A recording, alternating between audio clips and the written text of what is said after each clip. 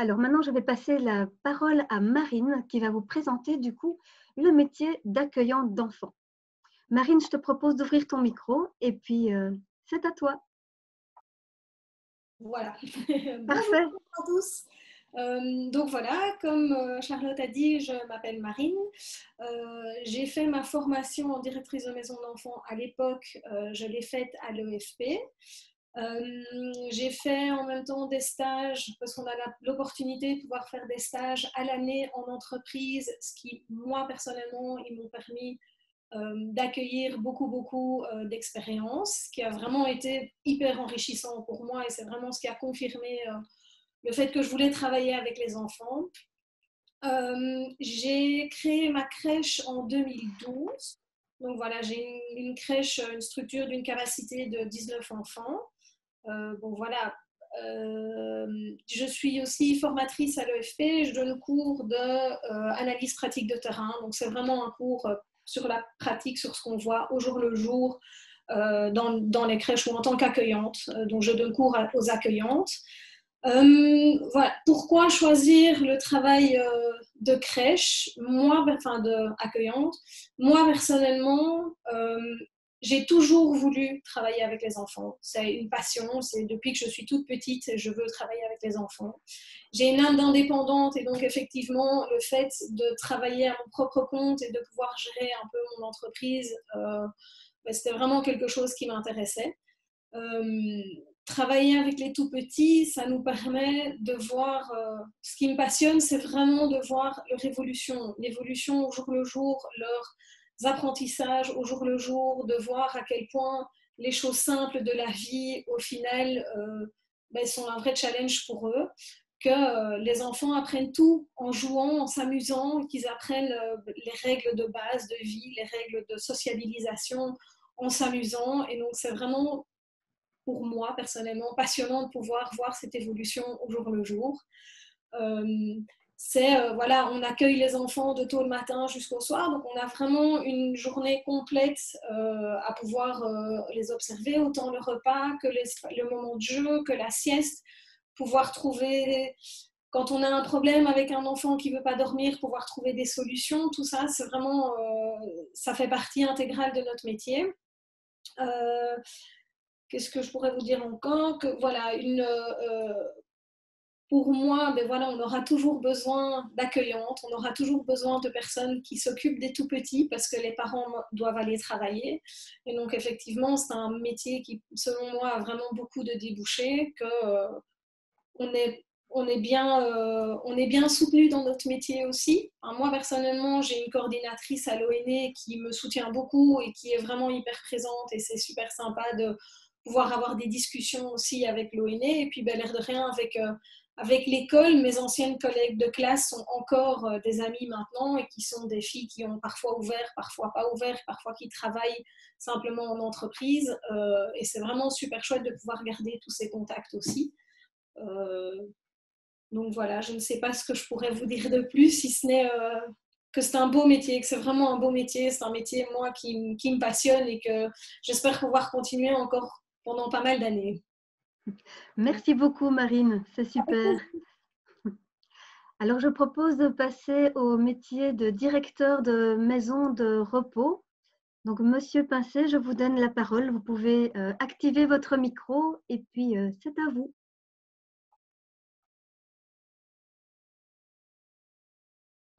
Il est Voilà, on vous activé. entend. Vous m'entendez? Voilà. Bonjour Oui. à tous et toutes.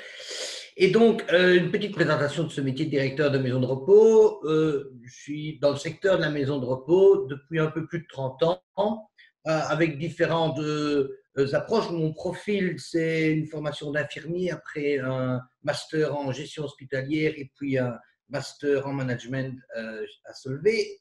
Et je dirais que depuis un peu plus de 30 ans dans le secteur de la maison de repos, avec différents volets. Je gère toujours des institutions aujourd'hui.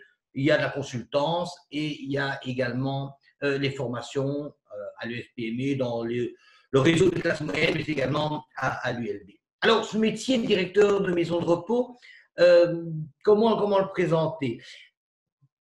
Présenter d'abord en précisant que ça nécessite une grande polyvalence. hein, parce que ce métier de directeur va se décliner au travers de différents axes. On va avoir dans l'activité du directeur de la maison de repos une fonction administrative, une fonction financière. Il est le responsable du respect des réglementations. Il va être responsable de la tenue de la facturation. Il va être responsable de la relation avec les fournisseurs. Donc, c'est une tâche administrative. Mais il y a également la part peut-être la plus importante qui est le volet GRH. Parce que la maison de repos, c'est d'abord et avant tout une équipe à dynamiser, à organiser, à entendre, en particulier aujourd'hui. Hein, vous n'êtes pas sans savoir les difficultés qui sont vécues dans les maisons de repos aujourd'hui. Grosse difficulté pour ces prestataires qui sont en première ligne. Et donc, il y a là un rôle d'exemplarité du directeur qui est vraiment important. Et ne l'oublions pas, une approche relationnelle importante, hein, dans les relations avec les familles, dans les relations avec les résidents, d'accord? Et donc, ce directeur a vraiment une fonction très polyvalente. Très souvent, on entend les directeurs qui disent « Ah ben aujourd'hui, j'avais prévu d'entrer dans mon bureau et normalement, la journée allait bien se passer, j'allais régler tout un certain nombre de petits dossiers qui restaient en suspens et puis il est 19 heures. Et finalement, tous les dossiers en suspens n'ont pas pu être traités parce que les urgences sont arrivées, parce que les problèmes, les rencontres complémentaires sont arrivées. Et donc, finalement, ben, ce qui était prévu n'a pas pu être réalisé. Voilà. Et donc, c'est ce qui caractérise aussi un peu ce métier, c'est que ben, ce qu'on prévoit en arrivant au bureau ou en arrivant dans la maison de repos, ben, ce n'est pas forcément ce qui va se dérouler. Parce que le directeur, c'est aussi un gestionnaire de crise. Un gestionnaire de crise, de petites crises. Vous allez me dire, quand il y a une plainte des familles, ben, la plainte des familles, c'est pour le directeur. Ça, c'est clair. L'insatisfaction des résidents, ce sera aussi pour les directeurs. Mais des crises plus graves aussi. Hein, quand, par exemple, un résident qui est désorienté va quitter la maison, va échapper à la surveillance des équipes, et des crises exceptionnelles, comme celles que l'on connaît aujourd'hui au travers du Covid-19, où vraiment ça nécessite une dose de sang-froid relativement importante. Hein. Alors vous allez me dire, oui, c'est un administratif, donc il est en télétravail. Mais non, le directeur, il est sur le terrain du lundi au dimanche, parce que le samedi et le dimanche, il est aussi présent auprès de ses équipes pour les aider, pour les entendre, pour les encourager. Là, ce qui me permet aussi de souligner que ce n'est pas un métier où on commence sa journée à 9 h et on la termine à 17 h. Il y a tout un certain nombre de situations où il sera interpellé dans des urgences, dans des problèmes, parce que l'ascenseur en panne, ce sera le dimanche à 10 h du matin, parce que la coupure d'électricité, ce sera le samedi à 23 h.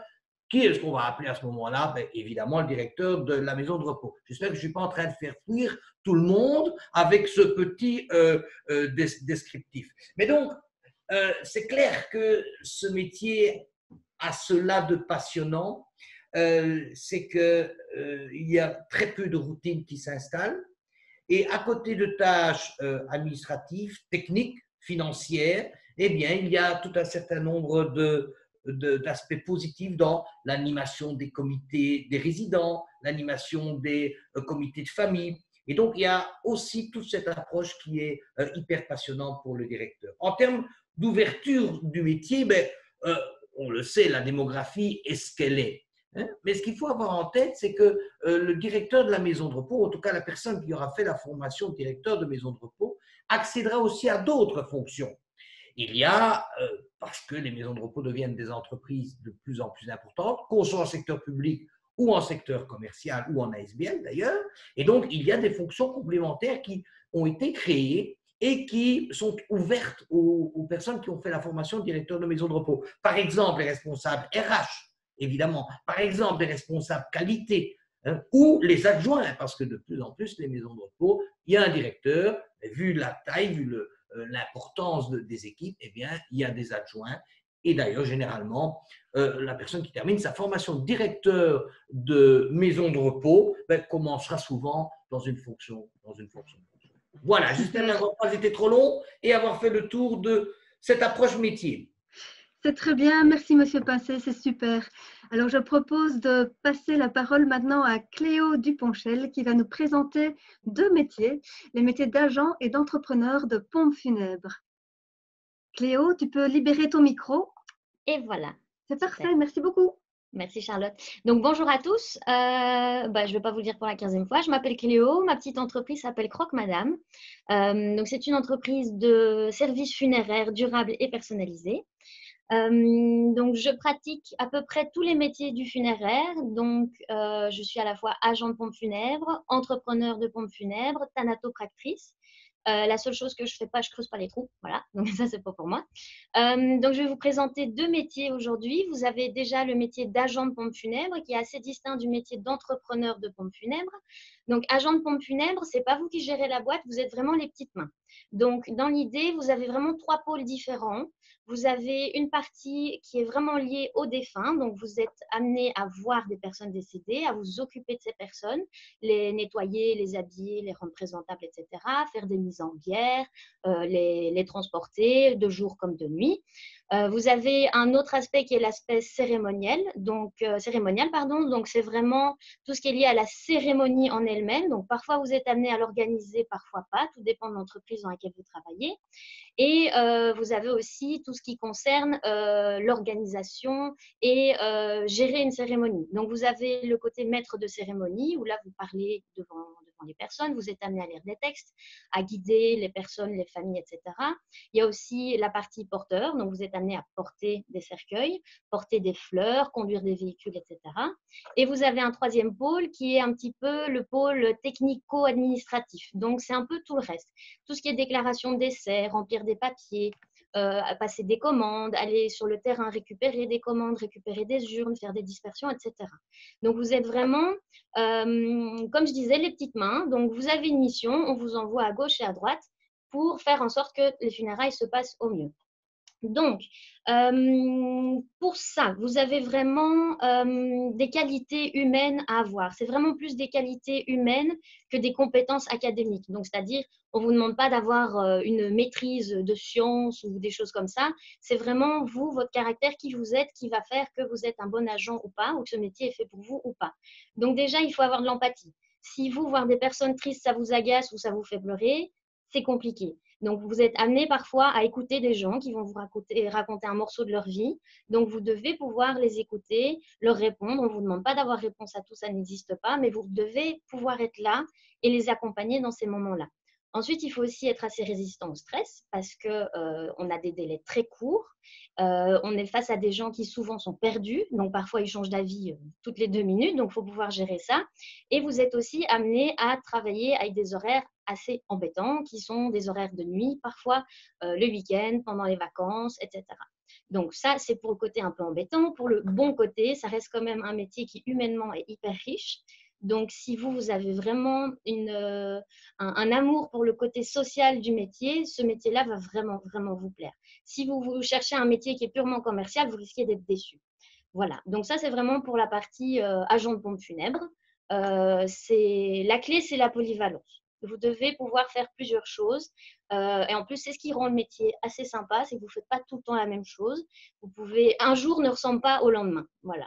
Donc ça, c'est vraiment, si vous aimez courir un peu partout et faire des choses différentes et voir plein de choses que vous ne pensez jamais voir dans votre vie, ce métier-là, il est vraiment fait pour vous. Voilà. Donc, je ne sais pas si je passe tout de suite à entrepreneur pompe funèbre. Oui, tu peux, Cléo. Okay. Donc, ok, super. Donc, entrepreneur, ça, c'est autre chose. C'est vous qui gérez la boîte. Donc, vous allez être plus souvent derrière votre bureau, on va dire, que sur le terrain. Après, tout dépend de votre entreprise et comment vous la gérez. Mais dans l'idée, l'entrepreneur, c'est lui qui va dire aux petites mains ce qu'ils doivent faire. Donc, il y a la gestion de planning, gestion du personnel, gestion du temps, etc.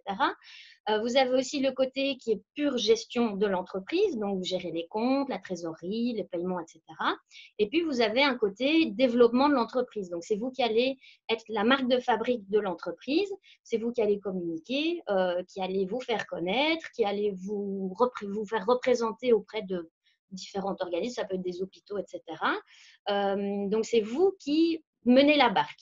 Donc, l'avantage, c'est que vous pouvez déléguer les choses que vous n'aimez pas, mais c'est surtout que vous gérez vous-même l'entreprise. Donc, ça vous permet de lui donner un peu son identité. C'est vous qui définissez, voilà, moi je veux être une entreprise qui va faire le boulot. Comme ça, c'est vous qui décidez.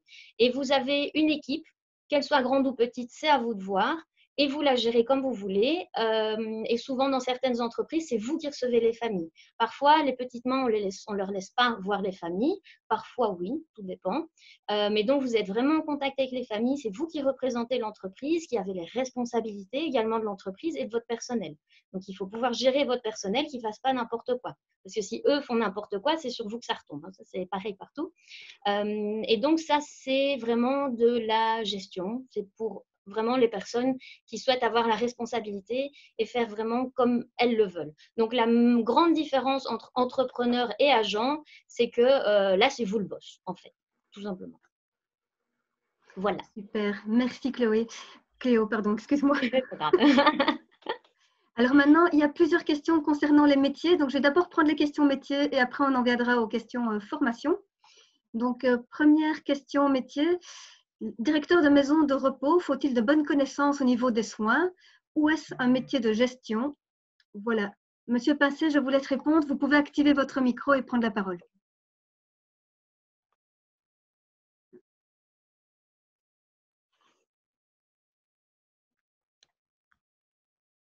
On n'entend pas Monsieur Pincé. Je vais essayer de l'activer. Voilà. Voilà. On vous écoute. Ok, voilà. Donc, en fait, évidemment, il y a quelques notions qu'il faut connaître de manière théorique parce qu'il faut pouvoir savoir ce qu'est un accident vasculaire cérébral, ce qu'est la maladie d'Alzheimer. Mais en fait, c'est d'abord et avant tout un métier de gestion. Et donc, dans le cadre de la formation que vous allez avoir, il y a un cours prévu pour sensibiliser toutes les personnes à ces notions de base. Mais ça se limite vraiment à ça. Vous devez pouvoir comprendre de quoi votre infirmière vous parle quand elle va venir vous présenter tel résident, telle pathologie ou autre. Mais c'est de manière très, très, très limitée. Vous n'êtes jamais confronté directement aux soins. Vous êtes le coordinateur de l'équipe de soins, évidemment, mais vous n'êtes pas impliqué dans le soin et vous avez à côté de vous des collaborateurs comme une infirmière chef, comme une coordinatrice de soins qui sont là pour prendre en charge ce volet du métier. Alors, j'ai encore une question pour vous, Monsieur Pincé. Merci beaucoup. La question, c'est quelle est la spécificité de la formation qui est offerte à l'ESP par rapport à d'autres formations proposées dans des écoles de santé publique ou des universités? D'accord. Alors, je peux les comparer. Je donne cours aussi à l'UNIF dans ce métier-là. Alors, ce qui est vraiment important à avoir à l'esprit, c'est que dans le cadre de la formation au niveau du réseau des classes moyennes, ce sont des professionnels qui vont vous donner les cours. Ce qui veut donc dire que ce sont des gens qui connaissent, qui vivent le métier au quotidien. Et donc, on n'a pas des cours ex cathedra sans exemple, sans situation réelle. Donc ça, je pense que c'est vraiment un élément extrêmement important. Et par ailleurs, l'aspect spécifique du métier qui est donné dans les universités est beaucoup plus réduit en volume d'heures. C'est-à-dire, pour comparer, on a un peu plus de 300 heures de cours spécifiques dans le cadre du réseau des classes moyennes. À l'ULB, le volume d'heures spécifique dans la direction de la maison de repos, c'est une centaine d'heures. Pourquoi c'est limité à une centaine d'heures? Parce qu'à côté de ça, les étudiants, dans le cadre de leur master, ont des cours de droit, ont des cours de comptabilité, ont des cours de gestion, mais qui ne sont pas spécifiques à la maison de repos. J'ai envie de vous dire, voilà les deux grandes différences. Merci beaucoup. Je pense que ça a répondu largement à la question. Merci. Alors, je vais poser une question à Vassiane Hervers, responsable du pôle service, par rapport donc aux formations. Et j'en viendrai après à Soumaya Trifi par rapport aux stages. Les deux questions vont se parler l'une l'autre. Donc, par rapport aux formations, alors je l'ai posé plusieurs d'affilée et tu réponds à ce que tu veux, Vassiane. Donc, est-ce qu'il y a une limite d'âge pour s'inscrire? Non, il n'y a pas de limite d'âge. Alors, deuxième question, est-ce qu'il est possible de travailler en même temps que suivre une formation en alternance dans les 3 métiers proposés? Et la troisième question, c'est est-ce qu'on peut accéder à la formation même si on a fait des études dans un autre pays? Oui, alors je vais peut-être commencer par la dernière par rapport aux études dans des pays étrangers. Nous, à partir du moment où on obtient une équivalence de diplôme qui est délivrée par le service des équivalences belge, il n'y a aucun souci, mais effectivement, la demande d'équivalence doit être introduite de façon préalable à l'inscription.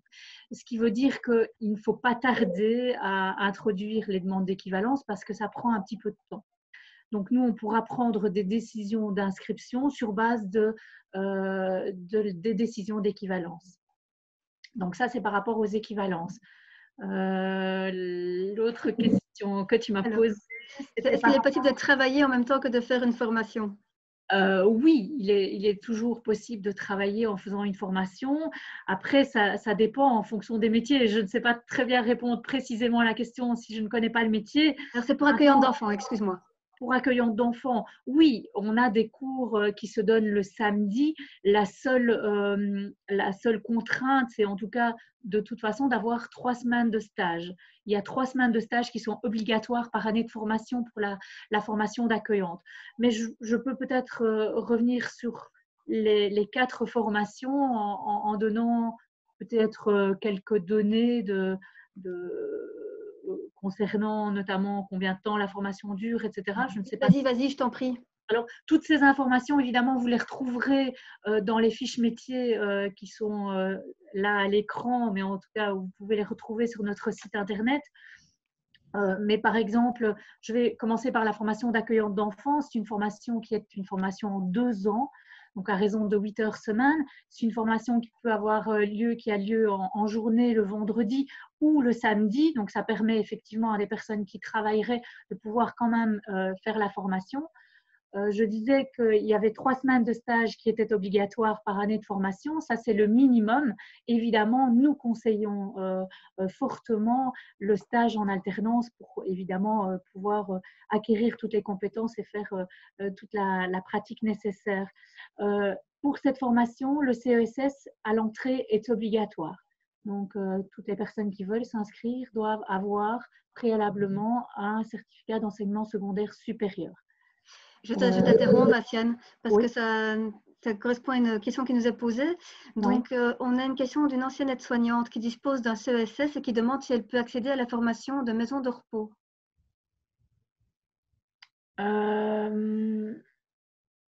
Non. Une aide-soignante, je n'ai pas la pression. Non, pour la formation de directeur de maison de repos, les conditions d'admission, c'est un diplôme supérieur. Et donc, pour moi, la formation d'aide-soignante qui est niveau CESS n'est pas un niveau supérieur. Je pense que M. Pincé ne me contredira pas. Donc, voilà, je suis sûre de ce que je dis. Donc, il faut un diplôme de l'enseignement supérieur ou équivalent. Ok, merci. Donc, pour les maisons de repos, puisque j'avais terminé avec les accueillantes, donc c'est une formation également en 2 ans, 3 jours semaine, donc en soirée, les lundis, mardis, mercredis, 2 jours en 2e année. Au terme de la première année, il y a différents types d'agréments qui sont acquis. Et donc, au terme de la première année, on a l'agrément Région Wallonne. Donc, vous pouvez alors déjà obtenir un poste en Wallonie.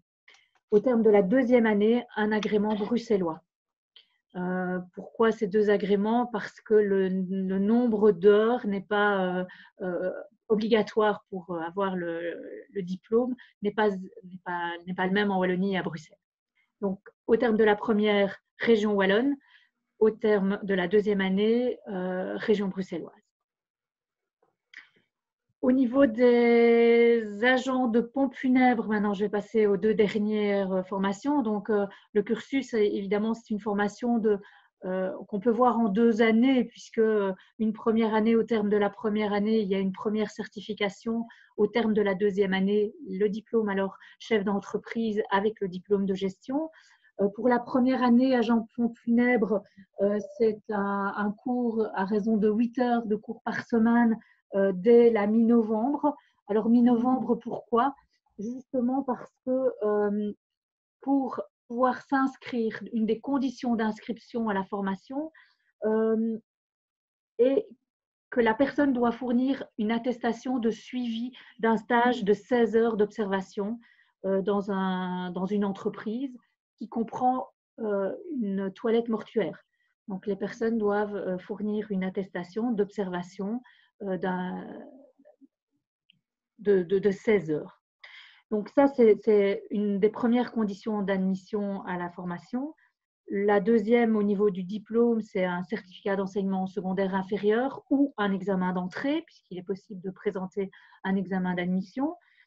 Et une troisième condition, et elle est importante, d'avoir un permis de conduire B. Vous avez entendu tout à l'heure Cléo qui parlait de la possibilité, en tout cas, où on allait peut-être même vous demander de conduire un véhicule. Et donc, dans ce cadre-là, l'obtention, en tout cas, il faut avoir un permis de conduire B. Alors, Bassène, je t'interromps parce qu'on arrive à la fin de notre workshop. J'ai encore une question relative au directeur de la maison de repos en demandant si la prochaine session commencera bien en septembre ou si éventuellement elle commencerait plus tôt. Non, toutes les formations commencent effectivement en septembre. Ok, donc comme je l'ai dit, on arrive tout doucement à la fin du temps imparti. Donc n'hésitez pas, si vous avez des questions, vous avez ici l'adresse de l'EFP, donc info@efp.be. N'hésitez pas à nous relayer vos questions. L'équipe Info Accueil est très présente et très, très vive à répondre aux mails. Donc pour tout ce qui est inscription, si vous souhaitez vous inscrire, n'hésitez pas à envoyer un mail à info@efp.be ou à les appeler au 0800 85 210. Donc, vous avez les informations sur la DIA à l'écran. N'hésitez pas également à scanner le QR code et à nous laisser vos coordonnées, soit les responsables du pôle, donc Bassène Hervers reprendra contact avec vous, soit l'info accueil. Alors, j'en profite encore juste pour donner la parole rapidement à Soumaya Srifi pour les stages. Donc, on a eu une question concernant les stages. Donc, Soumaya, si tu as envie de répondre, oui, n'hésite pas. Je suis là. Ok, très bien. Dis-moi, pour les stages, donc il y a une question en particulier ou est-ce que tu veux que je parle de manière générale? De manière générale pour les 3 formations, mais assez rapidement. D'accord. Donc, comme l'a dit ma collègue, Bassène Hervers, en tout cas pour la formation d'accueillante d'enfants, il y a le stage de 3 semaines ou de manière générale, il y a un stage donc à effectuer et qui est à chaque fois vraiment vivement recommandé, qui est de 38 heures semaine, heures de cours comprises. Donc, il faut savoir que ce sont des stages qui sont rémunérés. Il y a un barème pour la première année, un barème pour la deuxième et un barème pour la troisième quand la formation se donne sur 3 ans. Et donc, ce qu'il faut en retenir, c'est que il y a des délégués à tutelle qui sont disponibles, qui sont chargés chacun pour des métiers bien spécifiques. Donc, n'hésitez pas à prendre contact avec les délégués à tutelle. Vous trouvez tout sur le site internet.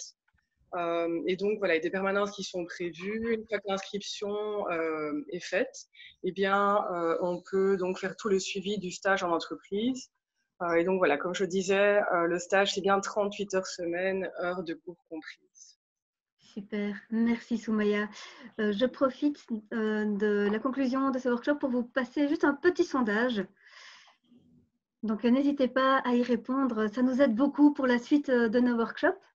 Je profite également de l'occasion pour vous dire que nous sommes mardi. l'e-tour des métiers se poursuit jusqu'à vendredi.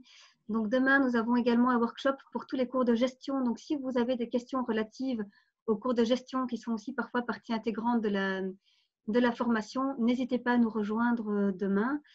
Nous avons d'autres workshops jusqu'au vendredi. Donc, toutes les infos se retrouvent sur le site www.efp.be.